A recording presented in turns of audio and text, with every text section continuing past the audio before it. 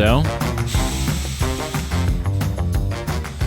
we did it. We're here again. So, And we should say we're here again. well, you did say that. Well, but we're here again in some people's ears, and we're here again in some people's eyes. And in some people, we're here for their eyes and their ears. Who's just watching?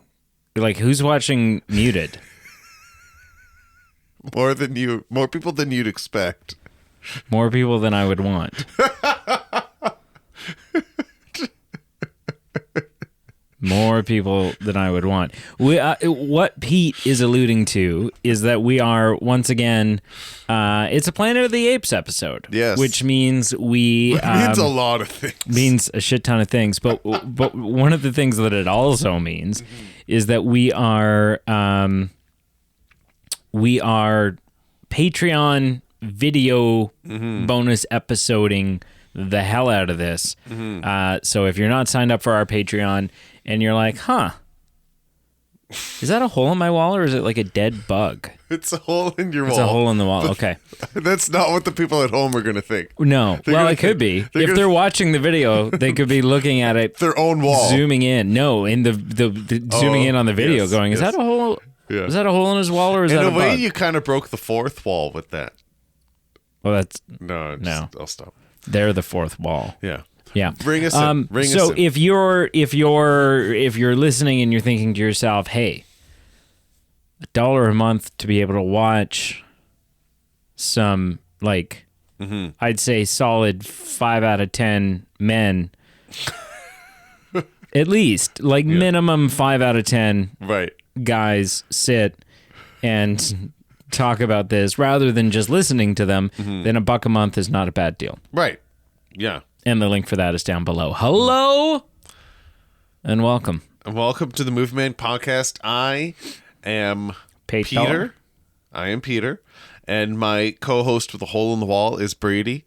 And like Brady said, yeah, we're here to review the next Planet of the Apes. We're here for the Patreon listeners, the Patreon subscribers in video and audio.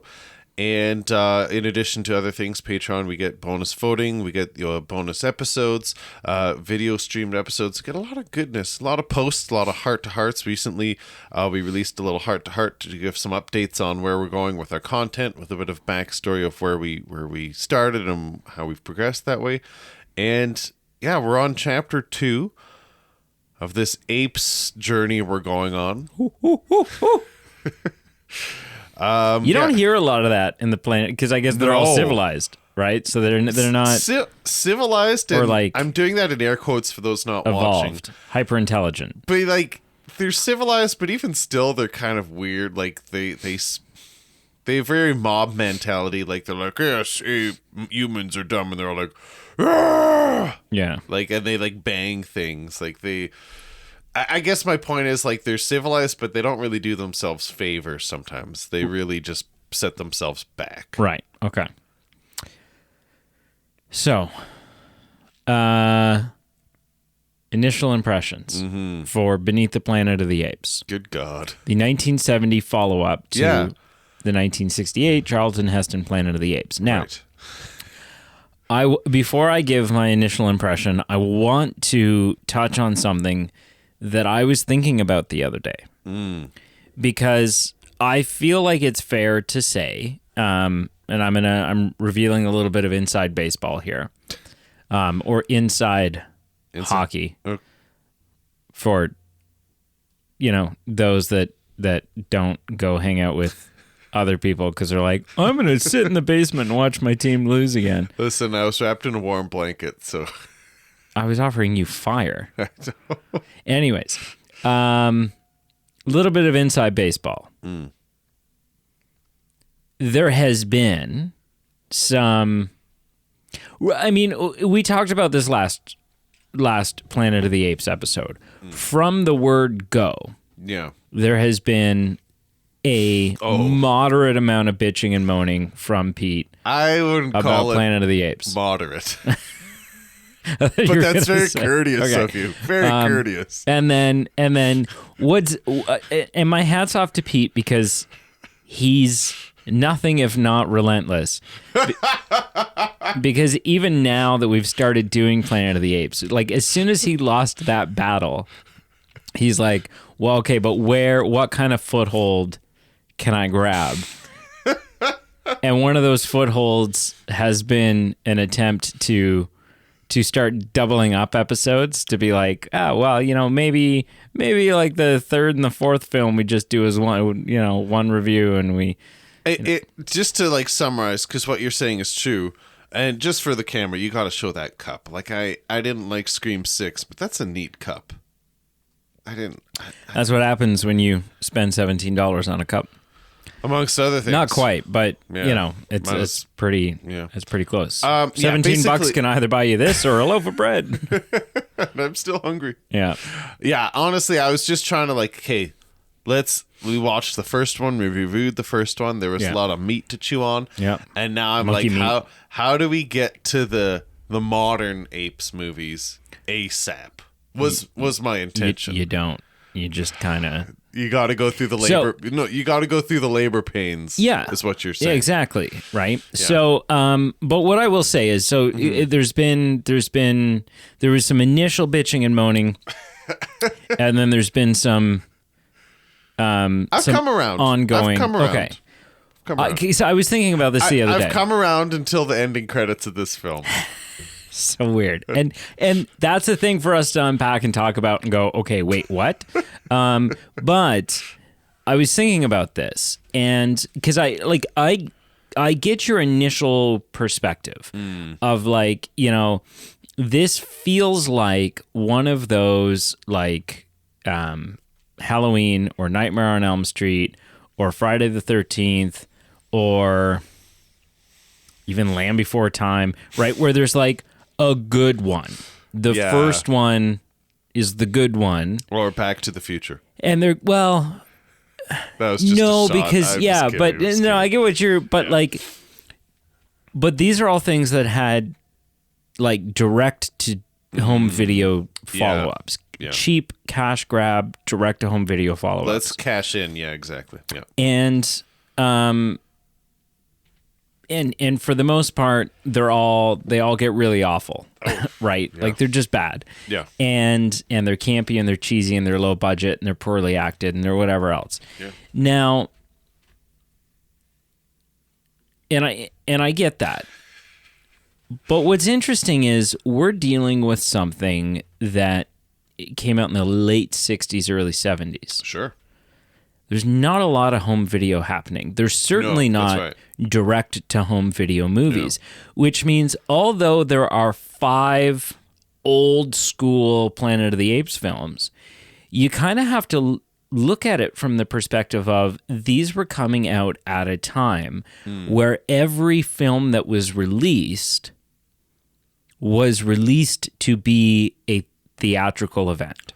Was released to be the next big film. There wasn't because it was expensive, right? You had to do the whole theater thing and get the big actors and, do whatever it is that you were going to do. And so the one thing I want to touch on is that. Sure. But playing off of that. So Planet of the Apes, the first one that we watched, right? Yep. Has a budget of $5.8 million, brings in $33.3 million at the box office. So did a good job. Yeah. Yeah. This one has a budget of $2.5 million. I saw that. So it's half, but it's still not pennies on the dollar. It's not, yeah. And it brought in $19 million.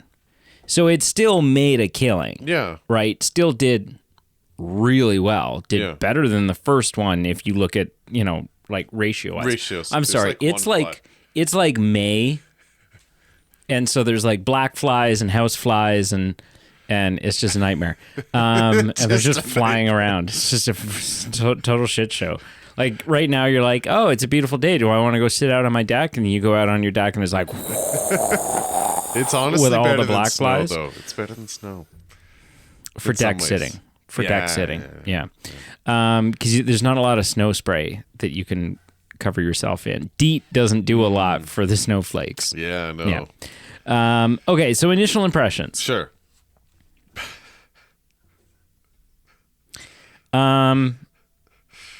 It's not as good as the first. Okay. Yeah. One of the things that I commended the first on was a lack of cheesy dialogue. This one has a little bit more cheesy dialogue. Sure. I still wouldn't say that it's like... I wouldn't say it is the definition of 1970s cheese, but it has some more cheesy dialogue than the first one. Yeah. There's actually full stretches of this film without any dialogue, like a lot of long stretches where it's just like ridiculously drawn out fight scenes or ridiculously drawn out travel scenes or ridiculously drawn out whatever it is. Yeah. Right? Wandering in the desert type scene. There was like a scene where the monkeys were like beating on humans for practice. Yeah. And like whipping them. Yeah. And like throwing nets at them. Yeah. And then they'd show them whipping them again. Yeah. And throwing nets on them. Yeah. And tipping them over. Yeah. And then they'd throw more nets on them. Yeah. And whip them and knock them off. If you thought this was, my description was long and repetitive and boring. That was the abridged version. Yeah, watch the scene. Like, it never ended, so continue. So, I think it's not a bad premise. I think it if you put yourself, like nowadays you think about sequels, right? And you think about, okay, if they were to come out with a great movie and then they were going to go do a sequel, one of the questions that you would want them to take seriously in the production of that sequel is what is a reasonable story? Where does it make sense to go from here? Sure. Right? So that it doesn't just feel shoehorned. And I think for the most part, with a couple of sort of like suspend your disbelief type thing, I think this is a logical place to go. Right? I think it kind of makes sense. I think it's expanding on ideas from the first one and continuing the adventure of our characters from the first one while also introducing a new character. You know, it follows, and especially if you look at it through the 1970 lens, yeah. Right? I think it's a reasonable place to go with a sequel. Yeah. This is a very long-winded first impression. All in all, it's not as good as the first one. Sure. I don't think it's total garbage, but there's some really weird garbagey moments. And Absolutely. not just specific moments, but like there's some garbage that really impacts I just have so many questions moving forward. Sure. Like I've never been more excited to watch the third one than I am right now so that I can try to make sense of what the shit is happening the third one is in this series. Right. Yeah. Yeah. And we'll get into that, but the movie ends with the Earth blowing up. The planet of the apes is gone. It's dead. But there's 3 more films. So I don't know. Unless they're all prequels, but I feel like they have to be. It would have to be. I guess if we had like a initial impression section, if we had a prediction section to go with it, I feel like that would be my prediction. They have to be prequels. Well, now and you can give your initial impression, but I think I did say the first episode that we did. I've heard whisperings that somewhere coming up, whether it's the third one or the fourth one or whatever, somewhere we start to deal a little bit with time travel. Okay, that could be interesting. And so I don't know how that all ties in or whatever. I feel like there has to be. There would have to Clearly. be. What are your initial impressions of Beneath the Planet of the Apes? Yeah, I think it's pretty trashy. Yeah? I don't think it's better than the first Oh, one. yeah, no. Clearly. I wrote this down in my notes, and then accidentally my phone, read it out loud, and you and your Why is girlfriend this looked at me. necessary is what I heard. There's so many times, so many scenes, I would think to myself, is this necessary? Or they would show, when 10 seconds on horseback would do, they'd show 40 seconds. Right. When they'd show 4 humans getting whipped instead of showing 1 would have done. Like, right. Showing 8 nets getting thrown at people, 2 would have done. All these scenes that were extended chase sequences that really added nothing to the climax of the moment and to the storyline. I thought a lot of it was unnecessary. And I think to a bigger picture, I wonder if this sequel was necessary. Truly. Right. And I don't know. I didn't feel like this way until you said this, and then this triggered this in my mind when you said, hey, I think this is like a logical place to go with the plot. And I go, is it though?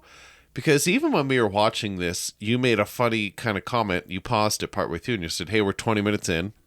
We've got essentially the same plot where we've got a blonde star captain who's, stranded on Earth, doesn't realize it's Earth, has found a female companion. Like all these things that are like, it's almost like a rinse and repeat of the first one. And, I don't know. It just seems a little bit rinsed and repeated. The whole mantra of Dr. Zaius against science and everyone against humans, like it just seems like... Dr. Zaius. Dr. Zaius. It just seems like the same old dead beaten horse that we had in the first one where there was apes against humans and everyone's just so bipolar against each other. And I don't know where I would have gone with the sequel, but I'm not sure if this is it. And a lot of the time, I'm just wondering what we're doing here. I feel it's so random to have Charlton Heston here in this capacity because I feel like in sequels, they either get the person or they don't. And this seems like an in-between where they got him. But only for a week. But only for I would call it 2 days of shooting, honestly. Yeah. And it just leads to a weird Brent, Nova, Charlton Heston love triangle, kind of, because and I was thinking about that, right? Because I was thinking about while I was watching it, I was like, okay, if their intent is to go find Taylor, yes, then and pardon the crassness, but when all of a sudden Brent. It seemed like you're watching it and you're like, well, they're both half naked on the back of a horse, right? You're expecting there to be a love moment. Sure. And to me, I was not pleased with Brent as a result because I was like, look, Brent, I understand this is a traumatic experience for you, but Nova is Taylor's boink buddy for the end of the world. You don't get to just come in. There's lines you don't cross and repopulate the earth with someone else's. He called dibs. Primordial. Taylor called dibs. So what are you doing? And so, but he really never does. They don't share a kiss. They don't cuddle at night. Well, they do share a weird kiss during the yes, but that's yeah. She doesn't count. Wasn't into it, and I don't think either of them were. To be clear, and so it, and then as soon as they reconnect, Nova is wrapped around Taylor again, right? Yeah. So I think they did good by that. Maybe it's not a triangle. Anyway, I wasn't a huge fan of this. It's got some moments and I'll touch on them. Sure. But if someone was walking by saying, hey, thumbs up or thumbs down, I'm probably going thumbs down. Right. It's probably worth noting that it is written and directed by new people. Oh, you're going to say by Tommy Wiseau. By Tommy Wiseau. No, it's not the same writers and it's not the same director from the first one. That's interesting. So there's that. What I want to know is, are there sequels to the book? We looked that up, didn't we? I forget. What was the answer, though? I think the answer is no. Okay, so it's just a standalone book. Yeah. Okay. Yeah. Yeah. Because that was my whole, I was like, well, did they plan to do a sequel? Or did they not? Was that? I think we did look that up.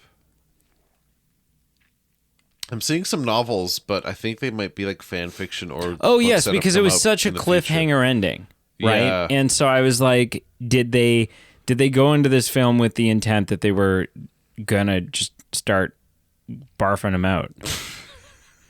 Right? So I don't know. Paul, who's Paul? Oh, wait. Oh. The next one is written by the same guy that wrote this one, so there's that. I don't know how to feel about New that. director again, though. Sure. So, why not? So that helps. I do feel... So one of my gripes. The repetition for me would be a gripe. It's okay. Hang on. I need to read this off real quick because there's just so much to touch on. Sure. And I think in order to like not bounce around, we don't typically read off like a plot synopsis. This might be but I think it might help this time. You might be right. Yeah. Following the events of Planet of the Apes, time-displaced astronaut Taylor and the mute Nova travel through the desert of the Forbidden Zone in search of a new life far away from Ape City.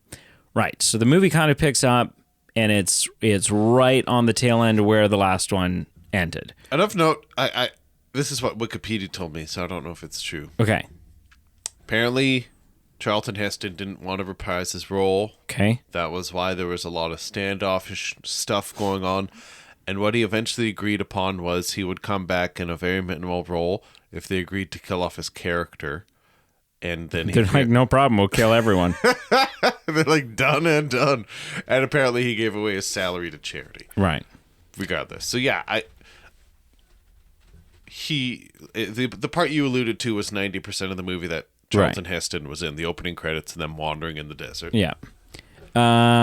Without warning, fire shoots up from the ground and deep chasms open.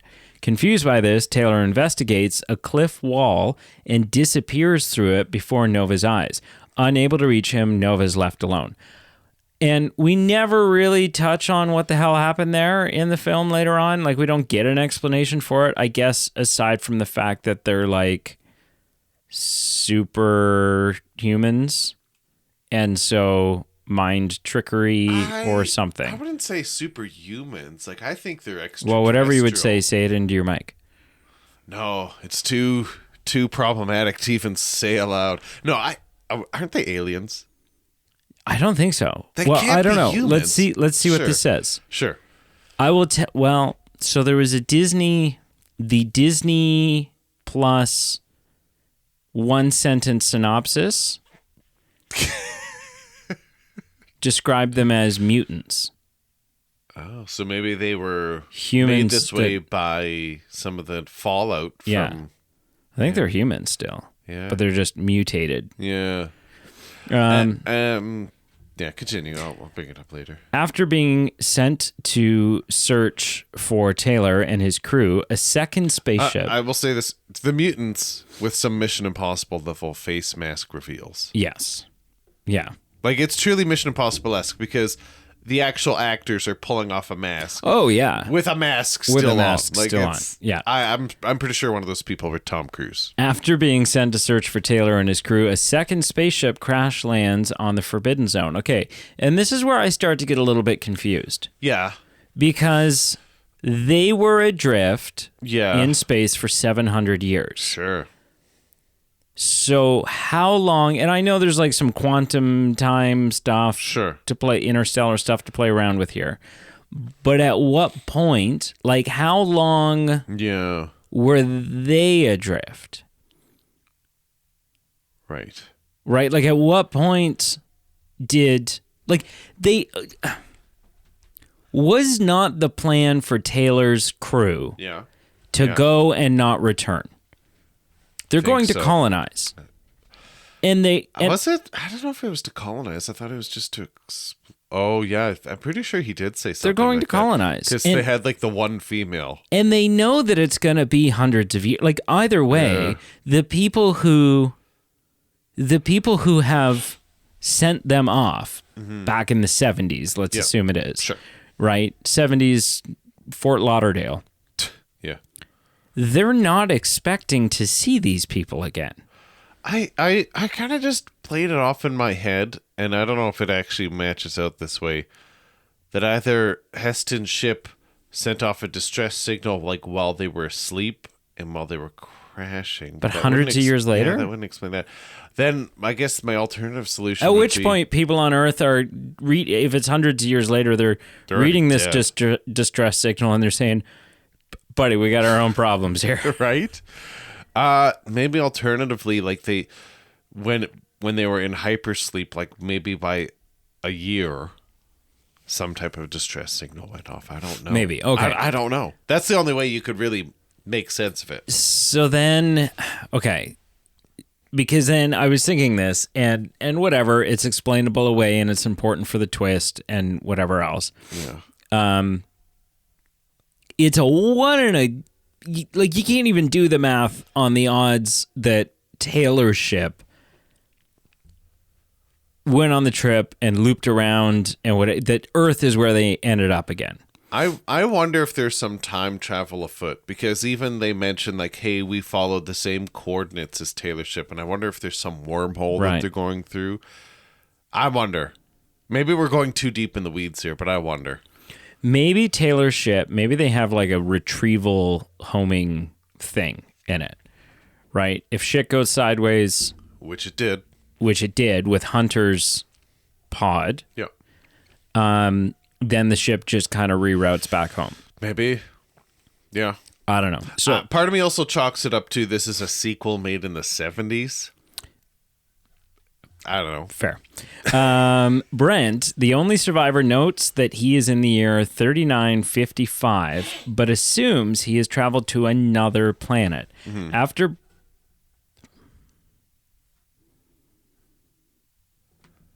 Hang on a second. Yeah.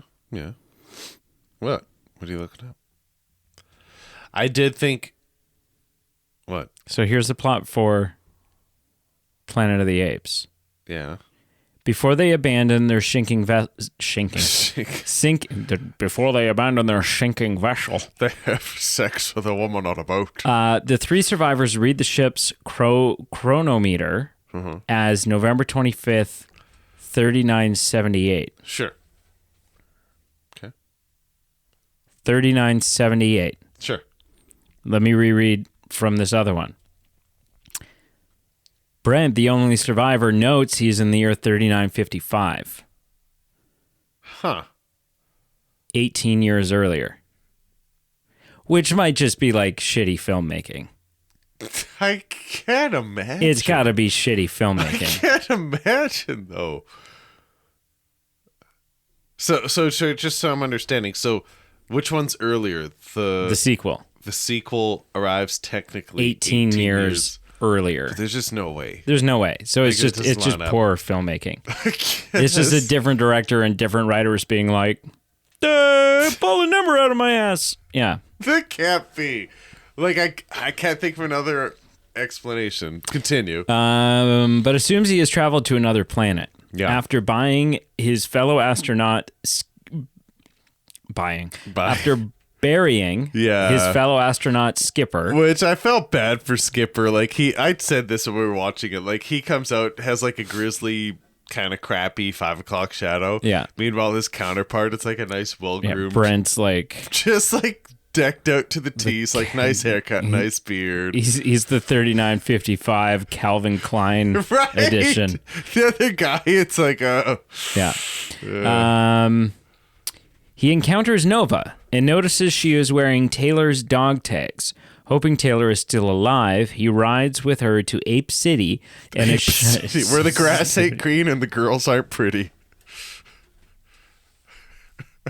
I'm just saying. Oh my God. Okay. Nova, and is shocked to discover the simian civilization. The gorilla general, Ursus, leads a rally for the apes to conquer the Forbidden Zone and use it as a potential food source.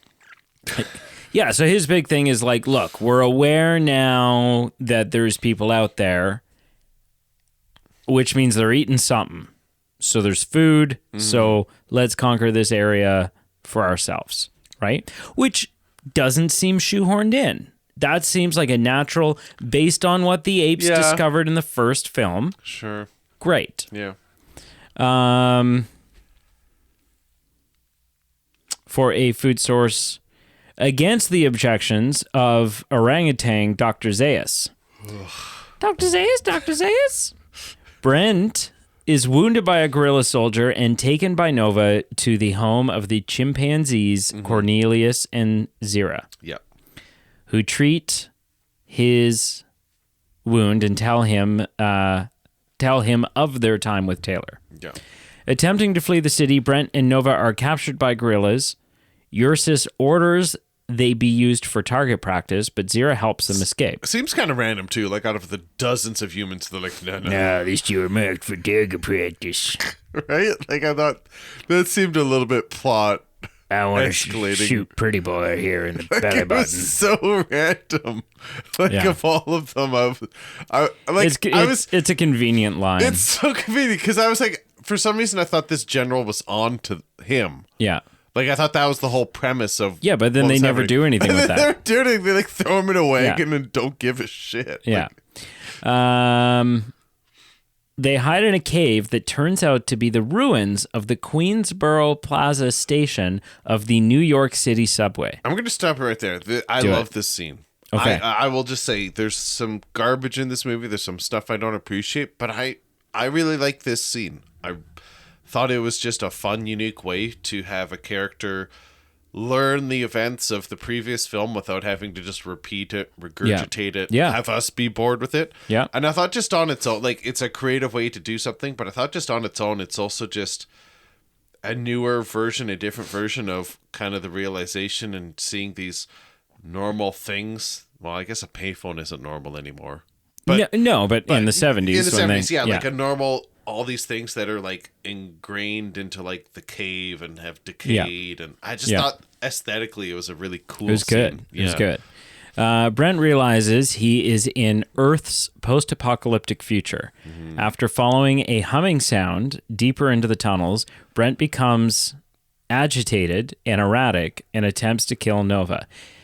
Speaking of... Now, I have a loud surround sound system, and there are many hums and whistles and tones and ultrasonic noises that happen from this point of the film on, and Brent was not the only one irritated and erratic. Was it just me, or did you... I think I would have been, if not for the amusement that I was getting...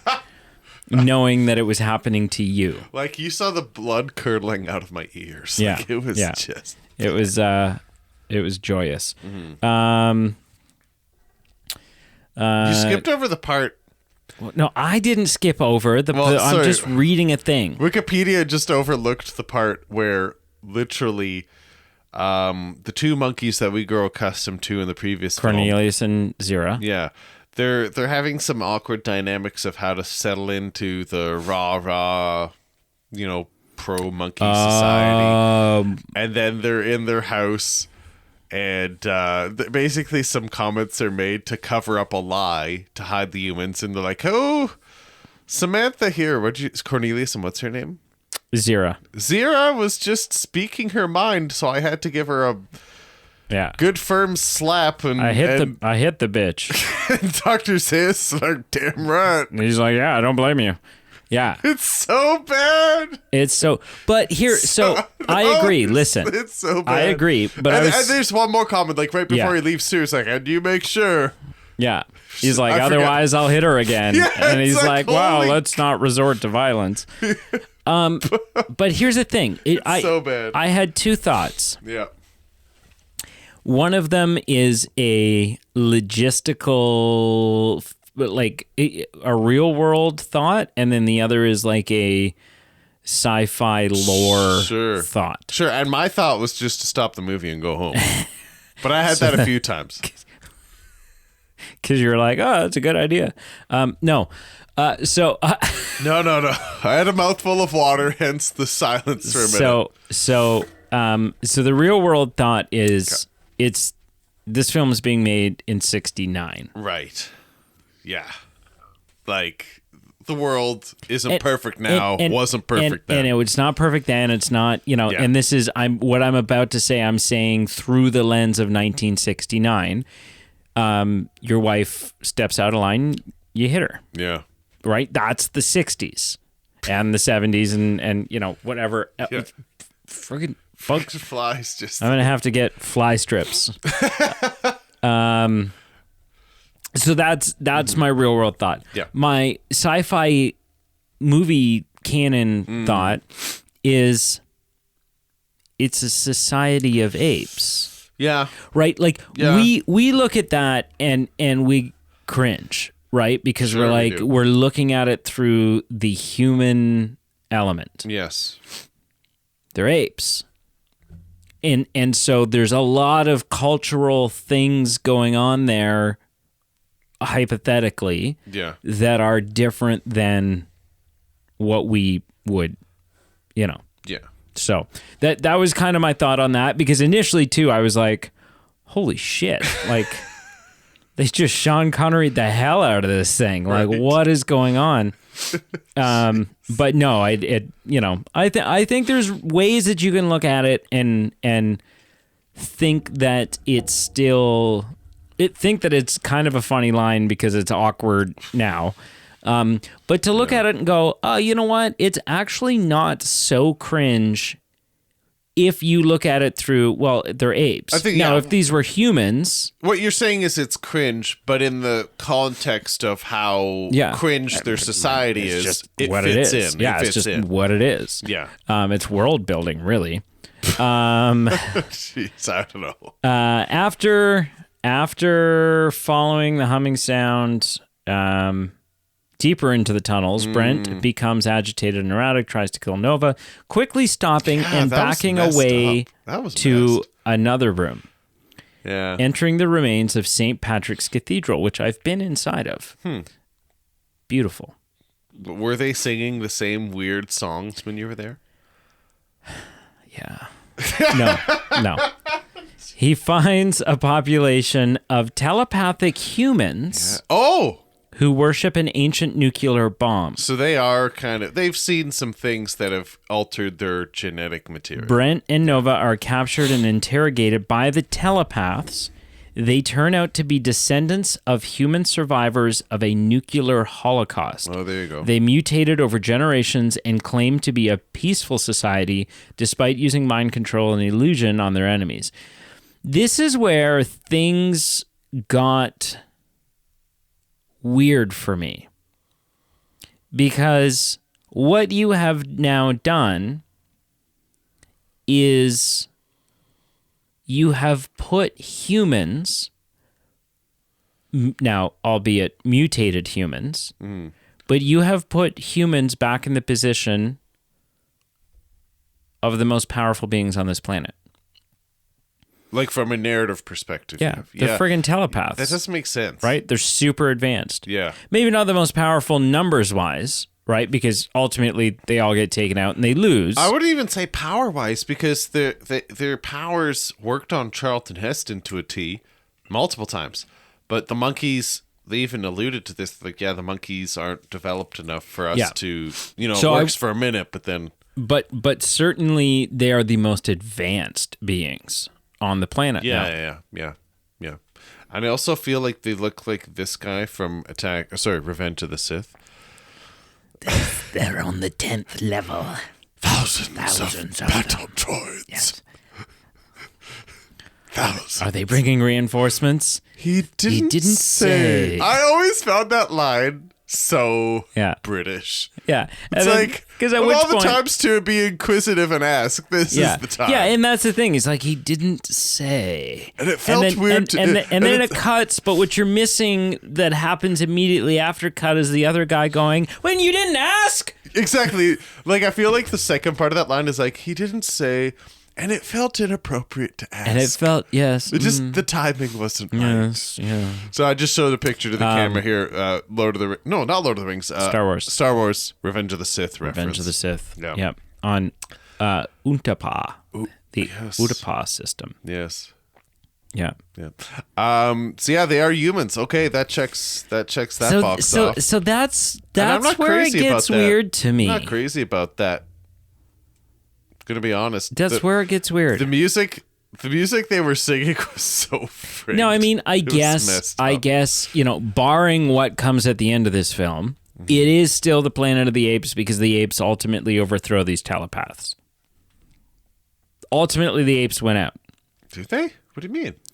Well, I mean, they topple the guy's bomb and they show up with guns, and I think it's mostly a numbers game. Planet of the Apes for a minute. Yeah, but there's still the dominant, there's still the ones that, are kicking all the ass.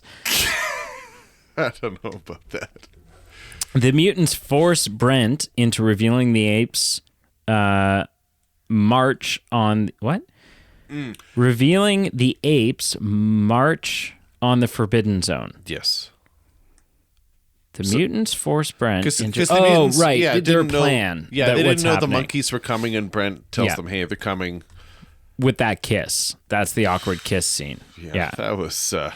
Their attempts to repel the invaders with illusions of fire and other horrors ultimately fail. Yeah. As Zeus... I hate Zeus's haircut. I'm just going to go out on a limb. Sees through them. With the apes closing in, the telepaths plan to detonate their divine bomb as a last resort, holding a religious ritual. During the ritual, the telepaths remove their human masks to reveal grotesque disfigurements of sickly pale skin, scarring, and vascular varicose disease. Varicose? I guess they just got they had a lot of veins on their head. Is that varicose? Yeah, I guess so. You don't know? Well, yeah, I'm assuming that's what that says. Okay. Varicose heads. Varicose. Yeah. Okay. Vascular varicose disease. Yeah. Brent is separated from Nova and taken into a cell where he finds Taylor. His homeboy. One mutant, explaining that they cannot let them leave the city alive, uses his telepathic powers to force Brent and Taylor to fight each other. It seems so hypocritical. They're like, we are a peaceful people. We do not hurt others who make you hurt each other. Yes. Yeah. Pretty much. Get off Pretty much. Nova escapes her guard and runs to the cell screaming her first word. Dada. No, Taylor. Yeah. This breaks the mutant's concentration, freeing the astronauts from his control. They kill his ass. Long enough for them to kill the mutant. Yeah. And they kill the mutant. He did. He did. He did. Taylor recognizes the bomb's insignia. Alpha Omega. And Omega. As the Doomsday Bomb, or a Doomsday Bomb, which has a cobalt casing capable of destroying the entire planet. Yeah. The apes invade the subterranean city, making their way to the cathedral. Many of the mutants are either captured, killed, or die by suicide. After Nova is killed by a gorilla in the midst of the chaos, Taylor and Brent reach the cathedral as Mendez, the telepath's leader, is shot dead after raising the bomb into the activation position. The humans attempt to stop Ursus from accidentally setting off the weapon, but Taylor dies like a bitch. He actually does. I almost said that. He just for the amount of planning, the amount of sign language they had going on of you do this, you do that, tactical shit. Yeah. And then in 1 second, he just gets smoked. Yeah, and he's in a really unheroic blink twice and you miss it. Oh, okay, the main character from the first one, Charlton Heston, Ben flipping her is dead now. In 4 milliseconds. Falls down the stairs, yeah. I honestly... I agree 100%. Yeah, Taylor is shot in the chest as his pleas to Zeus falls on deaf ears. Zeus refuses to listen and decrees humanity's violence and the ruination of all things. Ruination of all things. Unaware that his own apes are doing the same thing. When Brent is gunned down after killing Ursus, shot in the forehead, among other places. The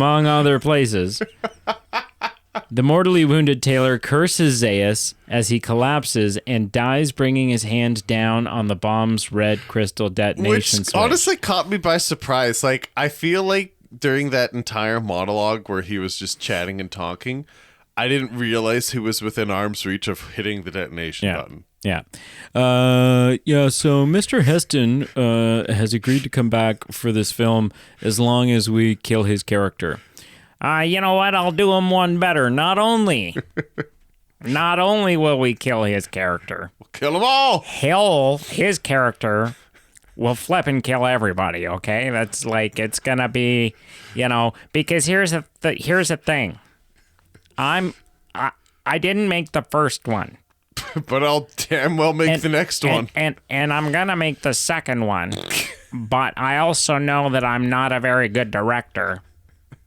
And so I won't be asked to come back for a third. So I'm gonna do my best to make sure that there's no opportunity for a third. Such a 1960s voice. I can picture like the black framed glasses you're wearing while you do this. Yeah, I'm just going to get my pen out of my breast pocket here. And you sound like actually Jim Carrey when he was one of the hi, my name's Stefano. I am an Italian man. That's it. Series of Unfortunate Events reference for the kids at home. Yeah, you're nailing it. I am an Italian man. Yeah. Jeez. It's hard when you start doing a voice that long. It's hard to come out of it. Yeah. So was everybody's dead? Detonation switch. It. The bomb goes off, destroying the entire planet. The final scene is Taylor's hand on the detonator, and as the screen goes white, while a narrator says, "In one of the countless billions of galaxies in the universe lies a medium-sized star. And one of its satellites, a green and insignificant planet, is now dead." And then the flipping credits roll. And it's like, well, dang. So, okay. So grievances are, it's a little weird that they're humans and they're more powerful than whatever else. Yep. I like the premise of the film. I'm not a fan of the execution. I think they take a solid on-paper premise and then just go batty with it. Like, really go batty with it. Do they ever? And I don't aside from, I'm going to make it so nobody can, I'm just shocked by the ending. Yes. Because where do we go from here? I mean, what shocks me about the ending is it feels very definitive. It feels very, hey fans, go F yourself. Like, it feels like we're done, right? It does. That film comes out in 1970. 70, yep. It comes out on May 26th, 1970. Oddly specific. Okay. The next one comes out on May 26, 1971, exactly 1 year later. Oh, wow. Yeah. So what I'm curious about, production, despite Beneath the Planet of the Apes ending in a way that seemed to prevent the series from continuing, 20th Century Fox still wanted a sequel. Well, it's done when we say it's done. But I blew everything up because I am an Italian man.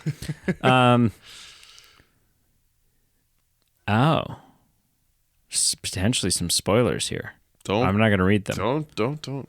But I do. All I saw was go back in time. So, yeah. Okay. So maybe that's all. Listen, and this is where we were wondering if it was going to go. All I care about. Sure. At this point, it can. You know what? The third one can be a shit film, and I'm telling you right now, I think it will be. I think so. But I want, even if it's not done well, I want a story reason for what the hell's going on. Yeah. Right? I want, if you're going to retcon it, retcon it with a plot device. Use time travel, use something. Yeah. Don't just let the third movie start and go, what second one?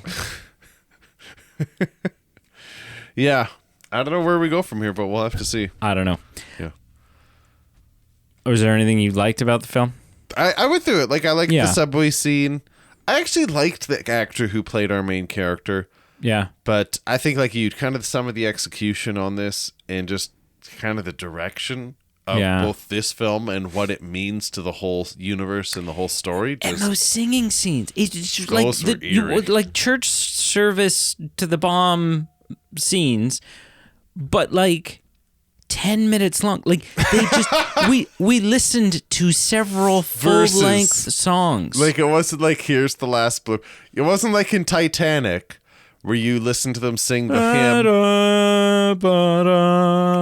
and you hear like, okay, here's the last verse. Here's the last verse.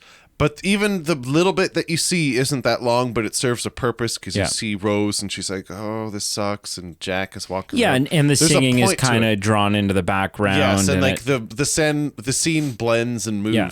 This was like the camera, there's no cut scenes. You see the whole song. You see verse 4. Was it in English? It was. It was. Sadly. See, that's why I couldn't even. You were just giving up. And so, there was just so many. That was another scene where I'm going, what are we doing here? Was this necessary? Yeah. Yeah, that's all I got. All right. That's all I got. Sir, on a scale of 0 to 10, how would you rank Beneath the Planet of the Apes, the somewhat Charlton Heston film? I gave it a 4 out of 10. I was feeling a bit generous. That's not bad. I think where it gave the scale I use, I was interested enough to see where this film was going to go, kind of like an obligation to watch a series. And so that's what pushed it over to a 4 for me. Like I was curious how it was ending, but man, I'm telling you, it was really close to teetering to, I almost didn't care how it would end. If the doorbell rang, I might not have come back to it. So it maybe should have got lower than a 4, but I was generous. I gave it a 4. Right. Okay. What did you give it out of 10? I'm also giving it a 4. Yeah, it's, what? How good this film ends up being. You can't take away the this awful singing scenes, and you can't take away whatever else. I wish you could take it away. But some of the value of this film, I feel like, depends on how they handle the beginning of the third film. Oh, yeah. If the beginning of the third film starts with, because this film starts with like, the Charlton Heston on the beach and just whatever, right? But then you also get some new shots that you'd never seen before interjected into it. If we do that again, sure, right? The bomb's happening, the whatever is going on, but some kind of character from the film that we've known up until this point. I mean, who wasn't there? Zira, Cornelius, and someone's nephew, one of their nephews, right? Sure. If somehow they're getting off planet somehow, or they're whatever before the bomb goes off, right? Or something like that. If we see that, then I will look at the ending of this one in a much brighter light. Yeah, and I will go. Your thoughts. Okay. Your thoughts of this are directly influenced of what happens in the next one. Yeah. You can make or break the ending of this by how you explain the fact that you're going to continue it. Yeah. That's fair. Yeah. So you know what? It's not great if you were looking for a standalone film to go out and watch. If you're like, hey, what's a great film to watch? I wouldn't say Beneath the Planet of the Apes. But depending on how they handle the start of the next one, I wouldn't necessarily tell you if you were working through the Planet of the Apes franchise, but skip the second one. Right. Now, unless they pretend the second one never happened, right? Unless they do one of those like, oh, the third film is actually a direct sequel to the second one and ignores the actual second one, right? Because film do that all the time. Funky the Terminator stuff films happens. have done that, Right. and the Scream films, and like Halloween and whatever else, right? All kinds Scream of weird hasn't done stuff. it. I shouldn't have said that, but Halloween does it, right? Sure. And so it is a thing. But I'm going to say 4 out of 10. Sure. Not quite take it or leave it. I'm more in the camp of leave it. Right. However, working through this series, I'm glad I watched it. Yeah. It was fun. We had fun with it. Yeah. I was entertained. Yeah. So, We laughed. what'd you watch this week, sir? I watched a couple things. 'Kay. I watched. I went on a bit of. What's his actor's name? Paul Dano. I went on a bit of a Paul Dano run. Yeah, the guy with the movie with the flatulent corpse. Swiss Army Man. Yeah. I didn't watch that. You haven't seen Swiss Army Man? Sorry, I haven't watched it recently. Okay. I was like, I'm pretty sure you made me watch I it. made you watch it, yeah. Bastard. I watched 2023's Dumb Money with Paul Dano and Nick Offerman, Seth Right. Rogen. I thought it was adequate. I gave it a That's 6 out of 10. the EB Games one? Or GameStop? GameStop. Yeah. So it's described as a David versus Goliath tale about everyday people who flipped the script on Wall Street and got rich by turning GameStop into a profitable stock. Did I see, is that on Netflix? It's on something. I watched it on a something. streaming site, so I Okay. think Netflix. It was interesting. I gave it a 6 out of 10. I'm not sure I'd need to watch it again, but I thought it was interestingly done. I feel like Prime. I feel Prime, yeah. I feel like I like its bigger brother a bit better, which is The Big Short from 2015. But Dumb Money was adequate. The next film I watched was 2016's biopic, The Founder, starring Michael Keaton. The story of Ray Kroc, a salesperson. Is this your first time seeing that? Second time. Okay. That's so good. It is, yeah. Did we review it? No. Did I think make you it's- watch it the first time? No. I think it's been a voting option, though. Okay. A salesman turned two brothers' innovative fast food eatery, McDonald's, into the biggest business Nick restaurant Offerman is ever. great in this film. Everyone's great. So, yeah, you got Michael Keaton, Nick Offerman, John Carroll Lynch. Laura Dern plays a bit of a minor role. You got Patrick Wilson, your homeboy No, from... she doesn't play a minor. Well, She's not the... there's the flashback when she was 15. Right. With the canary and the hat and the minecart. Yes. Yeah. Yeah. Patrick Wilson, your homeboy's in here. Yeah, I gave Why it a is 7 out Patrick of 10. Wilson my homeboy? From all your movies, the Conjuring films. Yeah. And but he's in Watchmen. Insidious. Yeah. And He's your Watchmen. homeboy. He's your homeboy. Okay. Thanks. Well, I'm just saying. Okay. I give it a 7 out of 10. It's a good movie. It's a good. great movie. Yeah. It's fun. It's really interesting. Makes you feel a little sleazy at the end. Just, It makes me not want to eat at McDonald's. yeah. I mean, I Yes. don't want to regardless. Anyway, but this really doesn't Like, make you there's a want lot to. of people who are like, I don't want to eat at McDonald's, but it's just so... I don't have that problem. Mm. Like, the only time, if McDonald's is like, hey, we're doing a ghost pepper chicken burger or something, I'm like, okay, I'm curious to try that. Yeah. But I don't crave the fries. I don't crave the, once every 3 years, I'll be like, So specific. once every 3 years, I'm like, I need a Big Mac. But, Okay. but a Big Mac's not even like, it's not a burger. It's kind of its own thing. It's a sandwich. Yeah. Yeah. So, Yeah. The last thing I watched, and it was to prove and to learn something. I have always disliked Paul Dano. I the thought Riddler. Yeah. I found he always played people that you just want to throat punch. People that, and I mean, people will say that's a testament that he's a good actor, that he can play all these roles and make you feel something. That's the whole point of acting. Right. But like the Riddler, he plays his role in Prisoners. There's there's a handful of roles where for me, like he just irks me and I just want to be like, ugh. Yeah. And so I've never really appreciated him. And so as a challenge, a friend of mine, Marshall, he's been on the show quite recently. Friend of yours. Friend of the show, Friend Marshall. of the show, Marshall, said, you know what, Pete? You got to watch this movie from 2012 called Ruby Sparks. Have you heard of it? No. He said, you got to watch it, and I bet by the end of it, you'll love Paul Dano. And I thought you are wrong. I thought he was out to lunch. He was right. This movie is about a novelist who's struggling with writer's block. He finds romance in a most unusual way by creating a female character he thinks will love him. And so it's this very 2012. It's this very surreal story. Okay. And I thought it was great. It was a really, with the premise of having like an author create a character that he interacts with and having like a surrealism of like, is it actually happening? Is it not happening? I feel like that's been done a few times, but the way it's done in this movie was really unique. And what really put the cherry on the cake was his female counterpart in this movie is played by Zoe Kazan, who turns out is his wife, who turns out also wrote this screenplay. Right.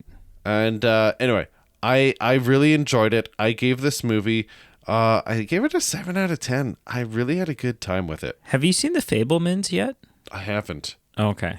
I've been meaning to. He's in that, and he's good in that. Is he good in that? He is. Okay, I should check that out too. Yeah. This movie had Antonio Banderas in it and a couple other notable names. But regardless. Every film does. Planet of the Apes? Yeah.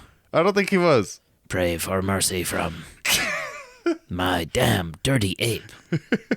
Anyway, Ruby Sparks, 7 out of 10. I would recommend people to check it out. I would recommend it. It was really interesting. All right. And that's what I watched this week. And Cool. I came out with an appreciation for Paul Dano. Oh. And like after I was watching interviews with Paul Dano and his wife, and now I'm like fanboying over him. I'm like, oh, he's such a nice guy. Oh, he's just the nicest dude ever. Here, I'm messaging you his number if you want to.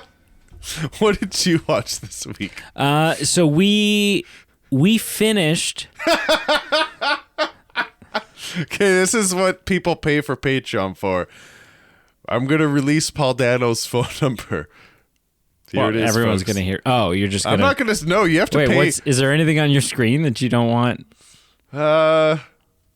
All they will see is, yeah, right. I thought the plan was always for apes, and I said, perfect. I'm totally down for chess. Right, Just okay. checking. So that's fine. There's the number, folks. Here's the phone number. Ah, dang it. And another word that Brady texted by. Anyway, if you want Paul Dano's phone number, subscribe to the Patreon. We finished the Netflix series of Unfortunate Events. Ooh. And I'm going to say this, and I'm only going to say it once. 9.5 out of 10. Wow. I highly recommend this series. Okay, I got to check it out. Highly recommend this series. Just lay the groundwork for me. So there's 3 seasons or 2? There's 3 seasons. Okay. First season has 8 episodes. Okay. Second season has 10 episodes. Okay. And I think the third season has 7 episodes. Okay. 9.5. 9.5. Neil Patrick Harris grew on me. Yeah. There's a lot of things like and I haven't read the books, and so I don't know how much of this is like book accurate, but like watching the show and learning. How can I say this in the most complete non-spoiler way? Learning things about the Baudelaire's parents. Sure. Learning things about. I won't even use acronyms. Learning things about the spyglass and the connection that all of these people in their lives seem to have, what that connection is. And then really learning, because, it's the whole, hello, my name is Lemony Snicket, and, blah, blah, blah. Yeah. And you're kind of just like, if all you've seen is the Jim Carrey film, you're like, oh, he's just some author who's doing whatever. The moment where you learn why Lemony Snicket gives a shit, right? His connection to the Baudelaires. Like it was good, right? And so it was really good. Highly recommend. What I will say, and I think we're talking about this already, or I've talked about this with other people who have asked, like, oh, you're watching the show, what do you think? And I'm like, well, Mickey. Yeah, I was just going to say. No. Neil Patrick Harris grew on me as Olaf. he had an uphill battle because we had just literally come from watching Jim Carrey do it, and Jim Carrey does such a great job. Yep. And then, so Neil Patrick Harris grew on me, and I ended up, like, by the end, he was just Olaf. Like, he was great. Yeah. Not even by the end, by, like, partway through the first season. Sure. However, there was always in the back of my mind where I was like, this is great. He's doing a great job. But I can't help but want to see Jim Carrey's version of this disguise, of this Olaf facade. And that's that's the thought that comes to mind too, because it's like, okay, we've got the Harry Potter, we've got these movies that were like the 2000s that, you know, you look back on that are nostalgic and you rewatch and have good rewatch value. Yeah. And I feel like that was kind of like an opportunity lost, because like Jim Carrey was so electric in the first film, and I just feel like if there had been a second or third or fourth film, that I feel like that series could have had the opportunity to be like, hey, you know what, this Christmas, let's watch those 4 movies again, because Jim Carrey's just so electric. So I think the ultimate answer I've always had was, did the Neil Patrick Harris series fill the void?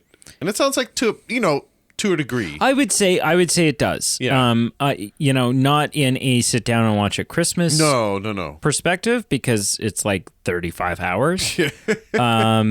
But worth watching. But so worth watching. Yeah. And a fun thing to, like, I don't know if your wife has read the books, grew up with the stories. No, actually. But it's a fun, like, for Brienne and I, it was a really, we looked forward each night to watching it. And what I will say, hats off, super respect, right? So each episode, or each season, with the exception of the last episode, is made up of part 1 and part 2ers, right? Oh, so yes. Episode 1 and episode 2 will be part 1 and that. 2, and then 3 and 4 will be part 1 and 2. And because each book gets a 2-episode treatment. That's cool. With the exception of the final episode, which is just called The End. And I don't know how that plays into books and stuff like that. But, you know, so the theme song for the show is like, look away, look away. And it's Neil Patrick Harris singing it, right? The show will wreck your evening, your whole life, and your day. Every single episode is nothing but dismay, so look away, right? And it's great. Yeah. But there's a middle verse it's like a 3-verse song in the intro. That's only about a third of the verses of the song from Planet of the Apes. Yes, true. Yeah. And the middle verse changes every 2 episodes. Oh, that's neat. Because the middle verse of every 2 episodes counts. It kind of acts as like a, you know, the Baudelaires are now on their way to, you know, blah, blah, blah. Filling in the blanks. And so he re-recorded that, like he recorded a middle verse for each book. For a lot of those episodes, yeah. But then he also did it twice. He did each middle verse twice because part 1 is sung in the Count Olaf voice, but then the part 2 intro, that middle verse, and only that middle verse, is sung in the voice of the character that he's... Right, so it'll be sung in like in Captain Sham's voice, or in That's cool. Stefano's voice, or in, you know, whatever. Yeah. And so it's really, really masterfully done. Yeah. Right? There's just so many twists, right? Like, it's stuff that you don't expect to start happening. Characters that, like, partway through either join the show in a more significant way, and new adversaries sort of pop up that it's not just Olaf. It's, you know, and then people disappear who you're not expecting to disappear from the show, right? So there's a lot of really cool stuff. Cool. So that's what we watched, nice. And so yeah, we're on the hunt for a new TV series. Always is the challenge. Just nice. It's just nice in the evening, you know, to sit down and knock out 2 episodes or something, and like have a story that you're working through. Yeah. Right? You can brew on it in the day and go, okay, what's happening next, or why did something happen? And you know what? There was something really nice about, you know, because like there's shows that we're looking at doing. The one show that I think we're leaning towards. The problem with it is that it's 42-minute episodes or whatever it is. Yeah. They're proper network television length seasons, so like 21, 22, 23 episodes, and there's 15 seasons. Oh. And so it's such a commitment. Yeah. It's such a commitment. This with 3 seasons is manageable. With 10 episodes. 3 seasons with 10 episodes 8 to 10, yeah. that tells such an amazing story. Because the thing is, 15 seasons of a show, when they were on season 1, they didn't even the second half of season 2, they had no flipping idea where the story was going to go or what their plan was. Yeah. With Series of Unfortunate Events, the roadmap was there. It's all calculated. It has to be. And it's going to be hard to find something that replaces. There never felt like a filler episode to me. Yeah. There was 1 or 2 episodes where Brienne was like, this episode didn't work for me. But for me, every episode was great, and that's even a show that I'm into, that's unusual. Are you interested in checking out the Fallout series? I am very interested in checking it out. Yeah, I don't know much about Fallout. I know of it. I've played 3 of the games. I'm a huge Kyle MacLachlan fan, so I'm honestly debating just checking it out for that reason alone. Yeah, but I've played 3 of the games. Nice. But wrap it up, sir. Well, thank you so much for listening. Thank you for watching. If you're watching, that means you support us in every way you could possibly support someone. I don't know what that means. Gotcha. What? Because they support us. So they're schmucks. No, that's a good thing. Yeah. Right. It is. For us. Thank you very much for joining us, whatever capacity you joined us. Check out our socials below. It's free, but we really appreciate it if you follow, subscribe on all our platforms, Facebook, Instagram, X. Give us a good rate and review wherever you found this podcast. And let us know what you thought in the comments. Give us a good like. And until next time, until you join Carl watching more scary films, whether you... check us out. Next episode coming out after this. Yeah. Do you want me to just tell you? Sure. The next episode coming out after this is Carl and I reviewing Robin Hood Men in Tights. Oh, yes. Yep. No. Yep. Men in Tights? Yeah. Oh, yes. Men in Tights. Yes. Yeah. So, check us out. And we've got an upcoming vote where I think we can just tease it. We are going to be reviewing E.T. That's a tease. Yeah. I mean, or just an announcement. I feel like we could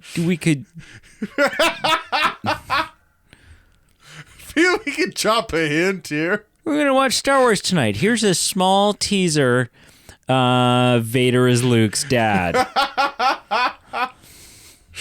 That's true. Anyway, our Spielberg vote is upcoming. And what is a tease? And this won't be a spoiler. I've put a lot of effort into a trivia segment for that episode. Right. It was delayed. I was like, hey, we're ready to do ET this week. And you're like, oh, I'm still working on it. Yeah. And I'm like, working on what? What does that mean? And you're like, shh. Anyway, I think it'll be fun. Yeah. Just in general, I think I'm going to have fun with this. But there's also the added caveat of, recently, whenever I've tried to challenge you with trivia, you've excelled at it. And I'm really trying to stump you. Made you look dumb. It's not a contest in that way. But what I will say is I've got some of these questions, it's like one option per question. These are E.T. related trivia? Not necessarily. Steven Spielberg trivia. Correct. Okay. And so some of the questions I've got okay, I could go normal or I could go really difficult. And I think I'm going to just go difficult, just because I have to. I got to challenge you. If I don't challenge you, you won't grow. Anyway, check out our upcoming episodes. Check out upcoming ET. And just stay tuned for more future votes as well. And until next time, Dr. Zayas. Dr. Zayas?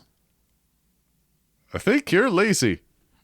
I don't know it that well. I just when I hear Zayas, I hear Dr. Zayas.